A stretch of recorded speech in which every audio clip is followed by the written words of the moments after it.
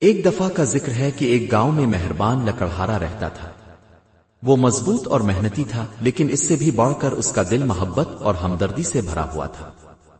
ایک صبح جب وہ لکڑیاں اکٹھی کر رہا تھا تو اسے ایک مدھم سی چوں چوں کی آواز سنائی دی۔ اس نے ادھر ادھر دیکھا اور ایک ننھے سے پرندے کو پایا جس کا پر زخمی تھا۔ وہ بیچارہ درخت کے نیچے گرا ہوا تھا اور خوف سے کانپ رہا تھا۔ اس نے پرندے کو اپنے گرم مفلر میں لپیٹا۔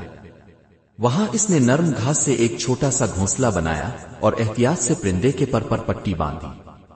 وہ ہر روز اسے دانے اور پانی دیتا اور اس سے محبت سے بات کرتا۔ کچھ دن گزر گئے تو ننھا پرندہ ٹھیک ہونے لگا۔ ایک دن جیسے ہی سورج نکلا، پرندے نے اپنے پر پھاڑ پھیلائی اور خوشی سے چہچہانے لگا۔ اب وہ اڑنے کے قابل ہو چکا تھا۔ پرندہ خوشی سے اس کے گرد چکر لگانے لگا جیسے اسے شکریہ کہہ رہا ہو، اور پھر آسمان کی وسعتوں میں اڑ گیا۔ چند دن بعد جب لکڑہارا جنگل میں لکڑیاں کاٹ رہا تھا، اچانک تیز ہوا چلنے لگی جس سے لکڑیاں اکٹھی کرنا مشکل ہو گیا۔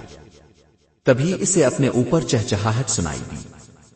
اس نے اوپر دیکھا تو وہی ننھا پرندہ اپنے دوستوں کے ساتھ آیا تھا۔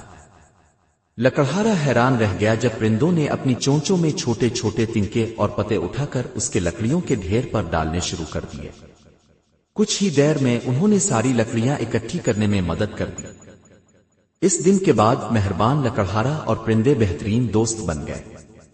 کہانی کا سبق: مہربانی کبھی رائیگاں نہیں جاتی۔